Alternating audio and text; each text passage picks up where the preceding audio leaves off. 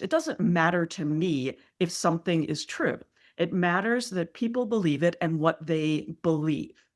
And so I think that looking at some of these stories, you can see that, of course, they're not true. But there is some truth in it, right? And that's folklore. And that's really interesting. I heard a really good quote about the Bible. It was, there is a lot of truth in the Bible, but a lot of people mistake truth for fact. Did Lot's wife turn to salt? Probably not.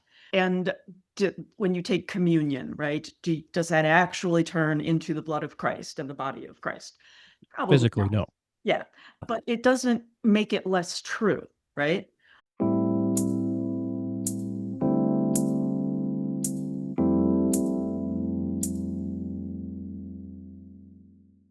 Hey, everybody, welcome to the show. And we have with us on the call today is Tracy Nicholas. Tracy is the author of Mind Over Magic. We can find her on the web at folkloringlife.com and also the host of a podcast called Folkloring. So if you haven't figured out by now, Tracy is very much into the spiritual things.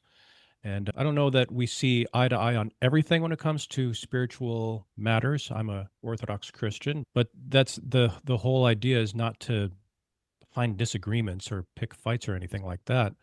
We're talking because we both believe and believe very strongly, albeit in maybe different ways, but there is a world beyond that which is natural, beyond that which we see.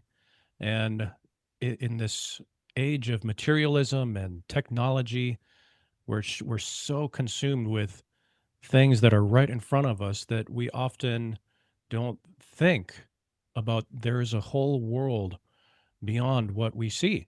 And so that's what we're talking about.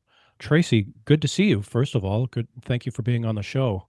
Sure. Thank you for having me. I really appreciate being able to have this conversation. Absolutely. And I think that's where we could agree is there is just so much, just the stuff right in front of us and constantly bombarded with things on our cell phones or the computer.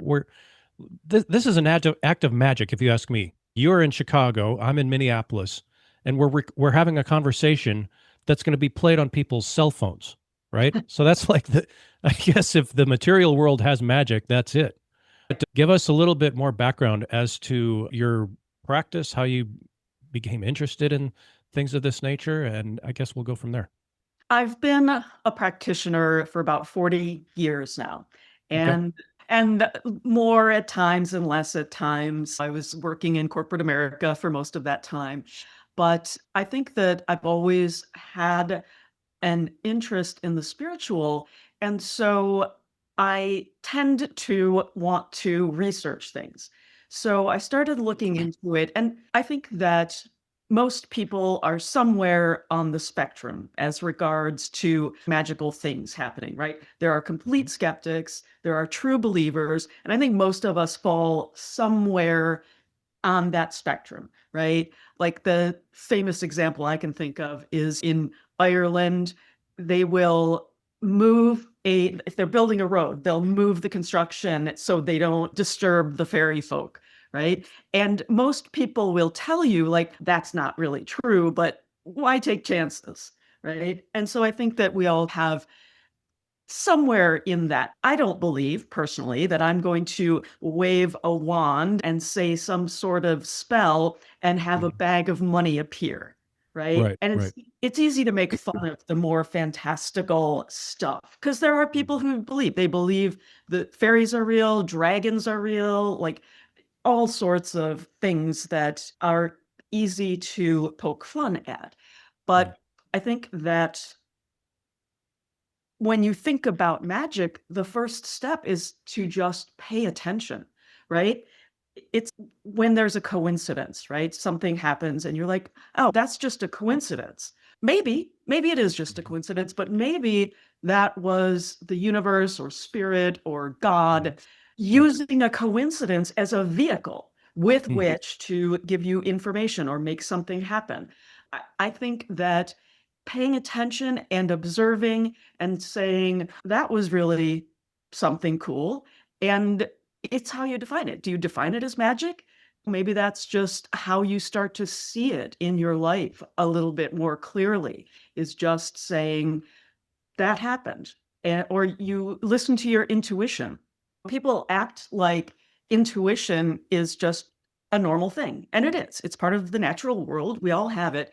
But it's like you think to yourself, this thing is going to happen in the future, and you act on it. Like, how is that not magical? Right? So that's How do you define magic? Because first of all, there's the guy with the tuxedo pulling a rabbit out of his hat, yeah. David Copperfield, and then the use of the word is in more mystical or spiritual, sometimes in negative terms. But how do you describe it, just so we have a working definition of it? First of all, I think it's interesting because I went back and forth with my publisher on whether or not to use a K at the end of Magick. Okay. And we decided to go with it ultimately, even though it's a little bit more woo.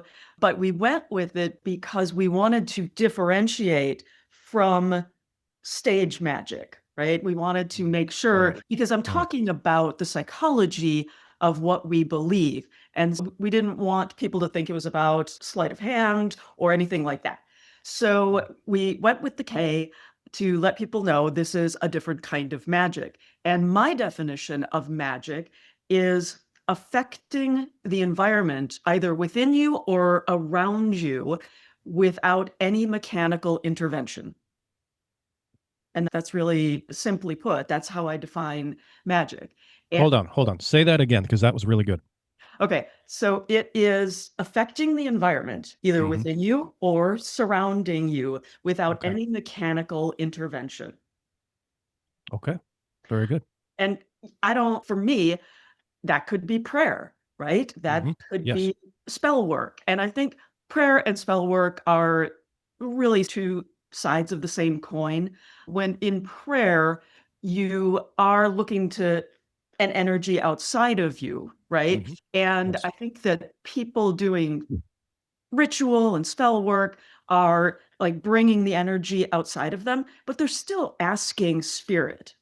And when I think about the difference between Christianity and paganism, I always think about this example. So I have a brother, and my brother's name is John.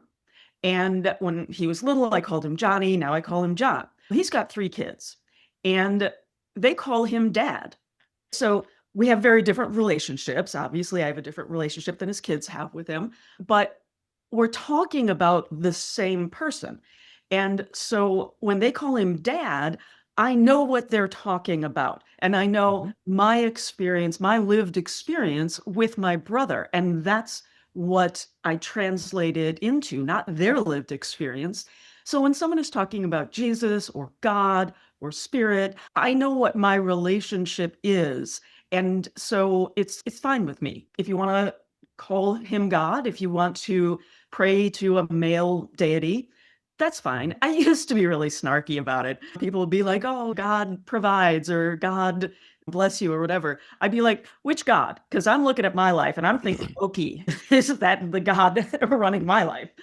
But now I'm just like, yeah, I know what you're talking about, and I can translate it into what I believe and be respectful of what you believe. Because I think every religion is a religion of one.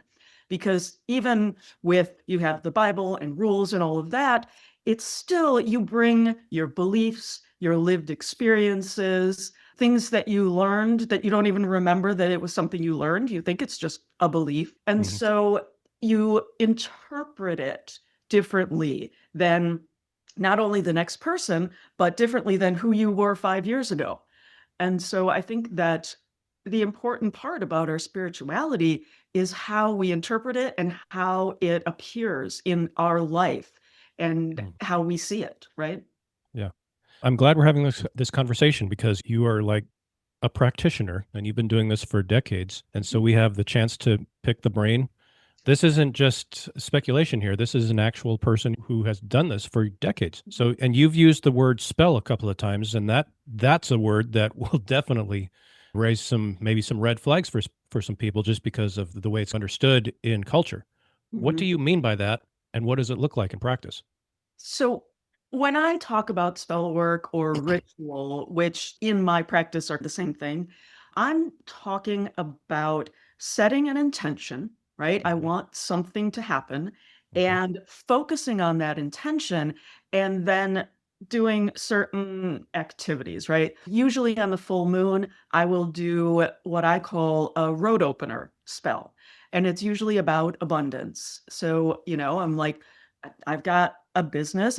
Had my own business for the past 10 years, and I want to make sure that my business is successful and I can pay my mortgage and Yeah. I can live and eat and pay the bills. So I will do that, and I set it up in a specific way.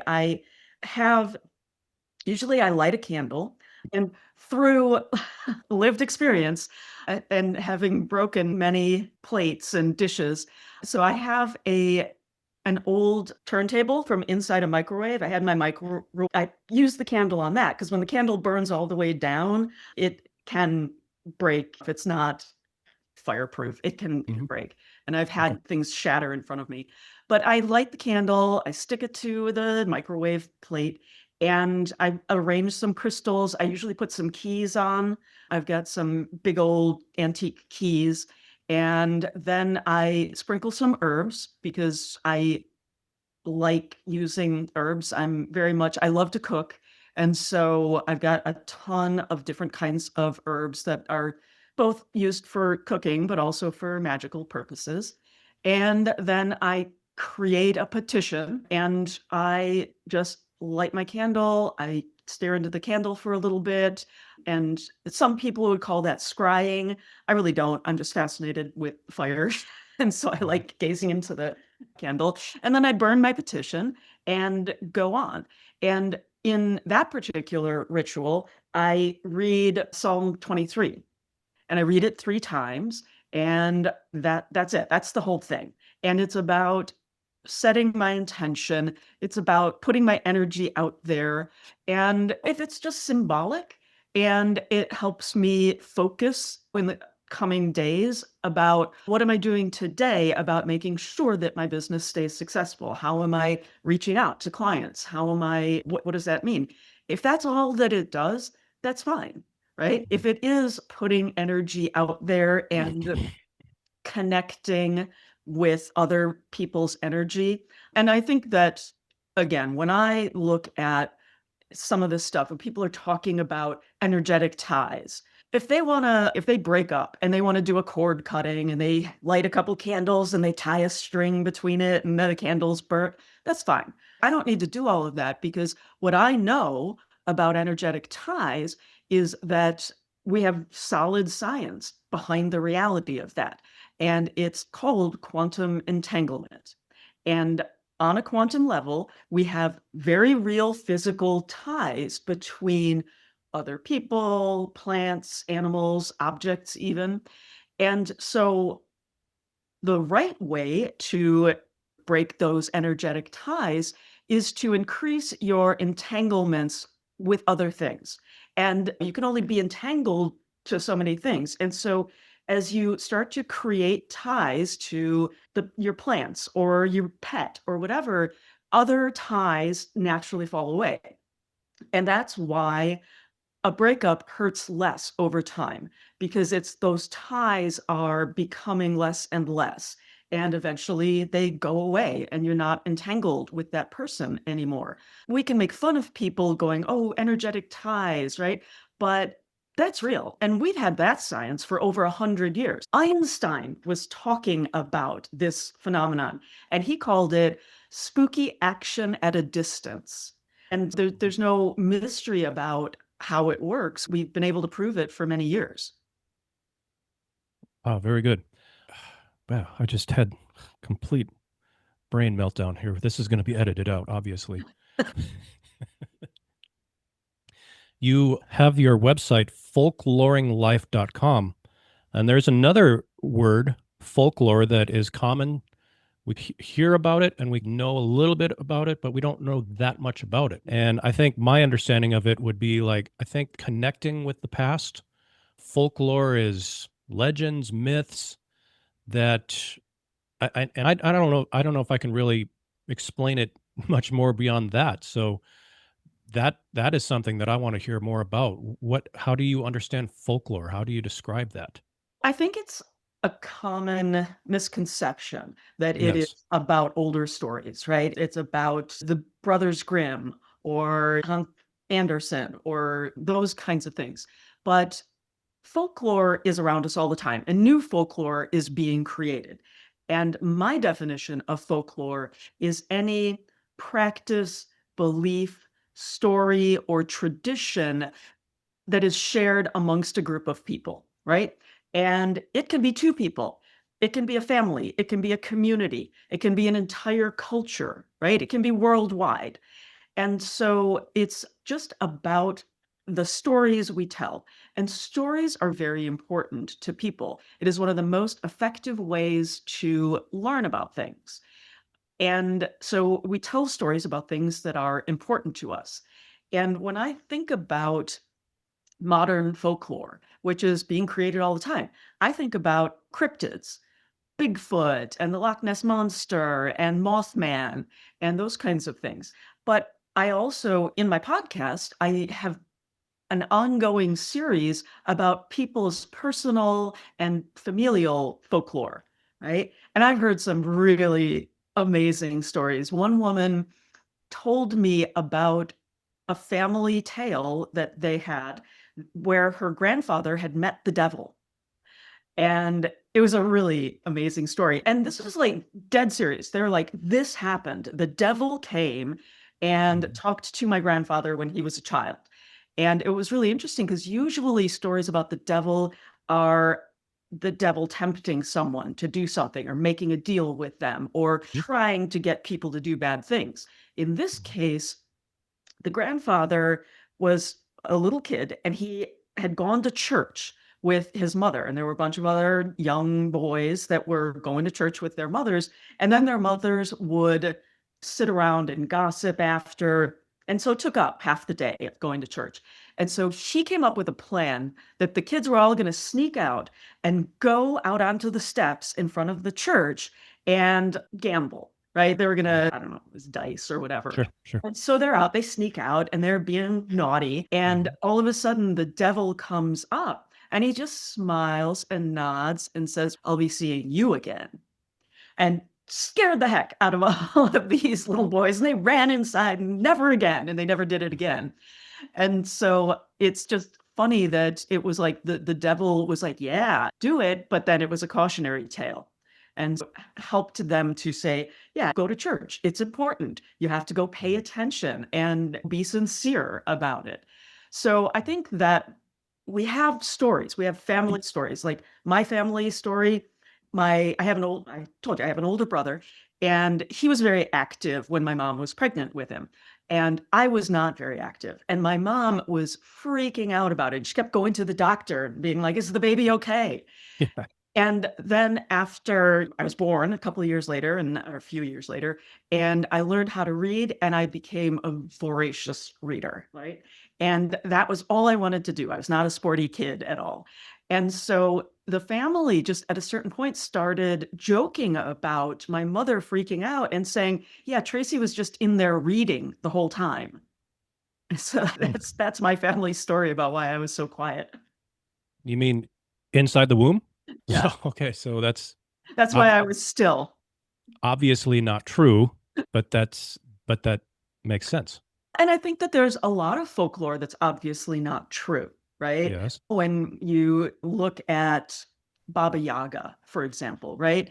Those stories, like she's not actually in a house that is walking around on chicken legs with a fence made out of the bones of her victims, right?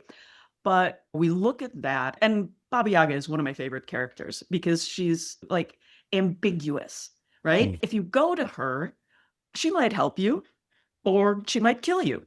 And it's really interesting to me. And I love ambiguous characters like the fairies because they're not evil, right? They just live by a different set of rules and values than mm, humans do. And right. so they're unpredictable in their actions because they're living by their own sort of laws. And so I think that, again, as a folklorist, it doesn't matter to me if something is true. It matters that people believe it and what they believe, right? Why do they believe the things that they do? Why do these stories resonate with us? That's really the important and interesting part to me. We tell lots of stories about iron, right? Iron is good luck. People hang horseshoes in their home. And why do we do that? That technology, when it came about of how to forge different tools, right? That became really important in human survival. And Mm. so, of course, we're going to tell positive stories about something that affects our ability to live. Mm. And so I think that looking at some of these stories, you can see that, of course, they're not true. Like, I don't think we can say there's somebody alive right now that has been to the fairy realm, right? Unless you're talking about symbolically or Okay. metaphorically. But So physically, it's not true. In the physical realm, it's not true, but there is some truth in it, right? And that's folklore. and that's really interesting. I heard a really good quote about the Bible, and it's basically it was, and I'm paraphrasing here. Basically, it was like there is a lot of truth in the Bible, but a lot of people mistake truth for fact, Okay. right? Did Lot's wife turn to salt? Probably not. And when you take communion, right, does that actually turn into the blood of Christ and the body of Christ? Probably Physically, not. no, Yeah, but it doesn't make it less true, right? And because so, it's true because we believe it's true. Yeah. and A friend of mine he's a Orthodox Christian commentator, scholar, been talking about it for years and years. He actually said, I interviewed him on the podcast a while back, and he said, if you're looking for a religion that deals with magical things, look no further than a divine liturgy of in the Orthodox Church, because you're praying to the saints, not and we're not elevating to the status of their deity, but we're communing with people who have physically been in the world. We believe that this person can be a facilitator of such and such divine act. and people go on pilgrimage to sacred waters where they believe that is going to bestow upon them some health, fix some, Yeah. cure, Right. or whatever. And I think that it's really just people pick and choose what magic to believe in Mm. based on what their faith tells them. And I think Yeah. a lot of people don't really understand that creating the Bible, first of all, what we have is a translation, right? Exactly. And it was translated through a particular time and place, like that perspective. But Exactly. in addition to that, actually creating the Bible was a very political process. And there were a lot of people who submitted writings, different stories, different parables, what have you. And then a group of older white men picked out which stories were going to be included. And for a very long time, especially I think in the Caribbean, they believed that the Bible was powerful. It was a powerful book, and it's a book that a lot of people used for divination, right? Yeah, and you open a book and you read a line and interpret it. And so, but they also believed that the white man was holding back the really powerful stuff because people are people, and the people who picked out the stories, they of course rejected some stories. And so people found out, they would talk about it. Oh, there was this other story. And so they believed that the stories that got rejected were ones that were held back. And it was secret, powerful, magical knowledge that they were not sharing with other people. And that was a really strong belief system for a while. That's folklore right there. Yeah, that's true. And I think that when you look at people who are in diaspora, they bring their stories with them. But Hmm. really, when we talk about magic and folklore, we use what's around us. Traditionally, people have always just used what's around them, and that's how they connect to the land around them. They maybe don't have the same herbs that their people had back in Europe, or maybe they don't have the same kind of trees. And so they use what's available to them. And that's one of the reasons that we carve pumpkins at Halloween is originally people would carve turnips, right? And that is Turnips. what they used. Wow. And when they got here, they didn't have them back then. And not only that, but turnips are really hard, right? And they're Right. really hard to carve. And Right. so they started using pumpkins, and it was just so much easier. And that's why we do that. It was that they were adapting to what they had available after they got here. So Europeans would carve turnips, Yep. and then they get to America and they find pumpkins, which are more malleable. It's just Yeah, better suited and for. yeah, they didn't have pumpkins back then. Right. In Great Britain and Europe, it was native to North America. Mhm. And so they just didn't have that option available. So they used what they had. And that it's that way with a lot of stories.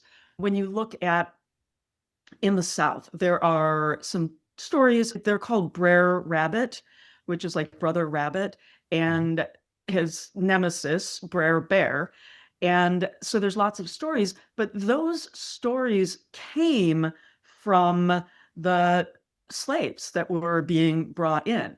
And folklore is really a tool of resistance in a lot of ways because when they're telling those stories about Brer Rabbit, it's always that the bear is bigger and more powerful and has all of the control, which of course represented the slave owner. And the rabbit continually outsmarts the bear, right? And all of those stories are about how the rabbit always wins in the end. And of course, that represented the people, the slaves. And so those stories, but of course, a slave owner isn't going to pay attention to the stories of these people, and they didn't consider them people, which is part of the problem. But they could tell these stories of resistance, and they were meant to give people hope and Mm. to help them feel better in their circumstance, which was horrible, and that's why those stories were told, because they could tell it. And it helped that they had this hope so their spirit wouldn't be broken. And I Mm. think a lot of stories that come over from other places, whether it's someone being brought in like that or someone just traveling to a different part of the world, you adapt your stories to what is around you. A common theme I'm hearing from what we're talking about in this conversation is I think we refer to it as the placebo effect, right? Mhm. And like you take a pill which is fake, but you believe that it's real, and so it has a real effect on you. And even if you know that it's a placebo pill, just the act of knowing that you're doing something Right. to help yourself has an effect. And so it's not like like the pill itself is fake. Okay, we can understand that. But what is the and you've said this is backed up by science, but what is the process or what is the efficacy? Where is this coming from of how it actually helps us, be it an illness or a financial situation, whatever the case may be? I think that if we look at it in the way that taking a pill is a very tiny ritual, Hmm. right? And so even if, as you say, you know that it is a placebo, right? Still works, right? It Yeah, doesn't work as effectively as if you don't know, but the brain, deep down, buried inside, you take a pill and you get better. That's the reason you take a pill, right? sure. So your brain has that already wired in. And that is one of the reasons that ritual is so powerful, right? And what we're doing is in the brain, there is a fatty substance that sort of greases our neural pathways. And the pathways that we use more frequently get more of this substance. And so they fire more efficiently, right? And so you spend your whole life, you take a pill, you get better, something feels better, right? You're not in pain anymore, or whatever it is. But those neural pathways have been greased sufficiently that just taking a pill, even if you say this is not real, your brain says, yes, I know what happens when I take it, because that's what you've been working on those neural pathways, right? And so that is another thing about sort of magical beliefs and folklore beliefs, that what we observe and pay attention to and what we think really affects how we see the world around us, because we're naturally going to go down the thought pathways that are most efficient, right? And so I think that when you look at that, that's just your brain responding to what you've trained it to do. Very good. We are at time. It's Right. time for us to part ways. But I want to give you an opportunity to mind over magic. Tell us a little bit about, if we were to purchase the book, what would we find in it? How is it going to affect our thinking? And in this final question, first of all, describe the book a little bit. And then if you could give us a little piece of insight or wisdom of one thing that we could do to be more attuned to the spiritual realm. The book is essentially, it starts out with a history of witchcraft and magic and what people's beliefs are. And then I start to go into the science behind magic. And I talk about our vibrational fields and how we exchange energy with other people and how we manage our energy and what you can do to get out of your own way if you want a spiritual practice that involves something that we would have thought 10 years, 20 years ago was magical, right? And so I talk about the different psychology behind what we do, and like substance abuse and magic and different things that you can change in order to make your magic more effective and powerful. So that's really kind of the arc of the book. What I would say that people can do right away, obviously observing, we talked about that earlier, but when we are in our day-to-day lives, we have electronics around us, like almost all the time. And if not, there's Wi-Fi and all of that. And we know that human beings have a vibrational range in which they're pretty healthy, right? And everyone's always, raise your vibration. I don't want to have my vibration be high if I'm trying to go to sleep, right?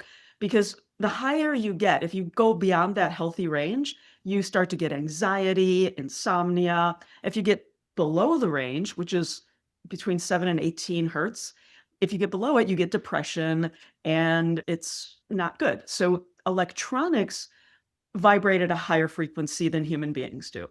And they pull up. We vibrate with what's around us, right? We start to vibrate in accordance with whatever it is that we're around us. It's when you run your finger across the top of a wine glass and it makes that noise. That's what we do. We vibrate in accordance to whatever's around us. So electronics are bringing us up and up. And the thing that you can do about that is, believe it or not, go out into nature, go outside. And because the earth and the trees and plants and stuff vibrate at a lower frequency, so it will help us come back down. That's why it's calming to be out there. So the tree huggers were right all along. We all made fun of them, but no. So that's what you can do if you do feel anxious, or you feel like you want to slow down, calm down.